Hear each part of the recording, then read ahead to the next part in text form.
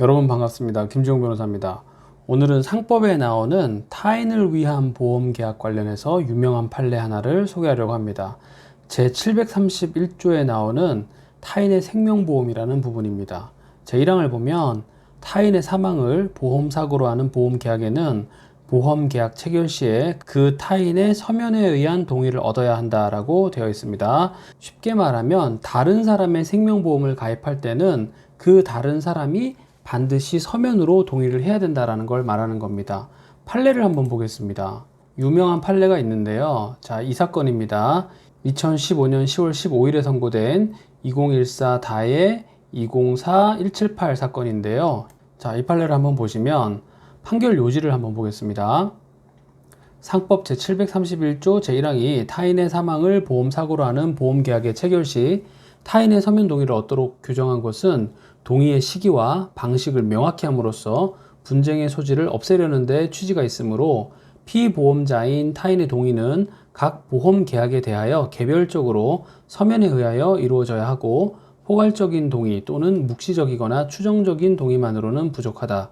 그리고 상법 제731조 제1항에 의하면 타인의 생명보험에서 피보험자가 서면으로 동의의 의사표시를 하여야 하는 시점은 보험계약 체결 시까지이고 이는 강행규정으로서 이에 위반한 보험계약은 무효이므로 타인의 생명보험계약 성립 당시 피보험자의 서면 동의가 없다면 보험계약은 확정적으로 무효가 되고 피보험자가 이미 무효로 된 보험계약을 추인하였다고 하더라도 보험계약이 유효로 될 수는 없다라고 했습니다. 쉽게 얘기하면 이런 거죠.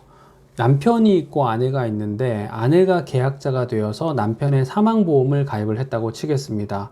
계약자는 아내이고 피보험자는 남편이기 때문에 그 배우자인 남편이 직접 피보험자란에 서명을 했었어야 되는데 만약에 이 아내분이 남편에게는 그냥 내가 서명할게 라고 하면서 본인이 그냥 서명을 해버렸고 나중에 남편이 그거를 알게 돼가지고 제가 추인하겠습니다. 즉 제가 동의를 지금이라도 하겠습니다. 그러니까 유효한 것으로 해주세요 라고 부탁을 한다고 하더라도 이미 그 보험계약은 무효이기 때문에 다시 유효로 될 수는 없다라는 취지가 이 판례의 주요 내용입니다.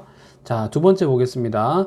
보험계약자와 보험수익자가 다른 타인을 위한 보험계약은 제3자를 위한 계약의 일종인데 위 보험계약이 강행 규정인 상법 제731조 제1항을 위반하여 무효로 된 경우에 보험 수익자는 보험 계약자가 아니므로 특별한 사정이 없는 한 보험회사를 상대로 보험계약의 무효로 인한 손해에 관하여 불법 행위를 원인으로 손해배상 청구를 할 수 없다라고 되어 있습니다.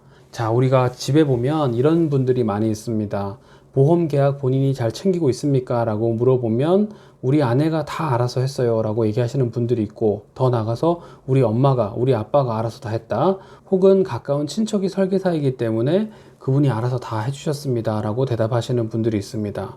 그런데 그렇게 놔두면 절대로 안 되고 내가 체결한 보험계약이 정상적으로 가입 유지가 되고 있는지는 반드시 스스로 확인을 하셔야 됩니다. 제가 보험 전문 변호사이기 때문에 실무적으로 문제되는 경우를 가만히 살펴보면요. 첫 번째가 고지의무 위반 관련된 분쟁이 매우 많습니다. 계약자인 나는 분명히 설계사에게 알렸는데 설계사가 제대로 알리지 않았다던가 혹은 설계사가 괜찮다고 해서 믿고 그냥 알리지 않았는데 나중에 보험사가 문제 삼는다던가 하는 경우가 있고요. 두 번째로 자필 서명이 누락된 경우도 심심치 않게 발견이 됩니다. 가족 중에 누군가가 알아서 잘 해놨다고 해서 믿고 있었는데 나중에 알고 보니까 자필이 누락되어 있는 경우도 매우 많고요. 변액보험 관련해서도 매우 문제가 많습니다. 제대로 설명 듣지 못했는데 알고 보니까 해지 환급금도 매우 적고 손해를 많이 봤다라는 경우도 심심치 않게 상담을 하게 되고요. 그리고 마지막으로는 보험사고가 발생해서 보험사에게 보험금 지급을 청구했더니 보험사는 타당하지 않은 사유로 지급을 거절하면서 버티는 경우가 있을 수 있습니다.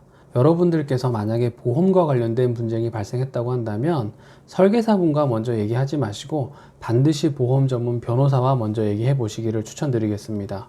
저는 상법 보험편에 나와 있는 대부분의 조문과 연결된 보험법 판례를 숙지하고 있는 것은 당연한 일이고요. 새로 나오는 보험 관련 판례도 제가 그때그때 파악하고 숙지하고 실질적으로 진행 중인 소송에서 활용하기도 하고 그렇습니다. 그래서 이 영상을 시청하시는 분들 중에서 실질적으로 보험과 관련된 분쟁에 맞닥뜨리신 분들은 언제든지 주저하지 마시고 제 변호사 사무실에 상담 문의 남겨주시기를 바라겠습니다.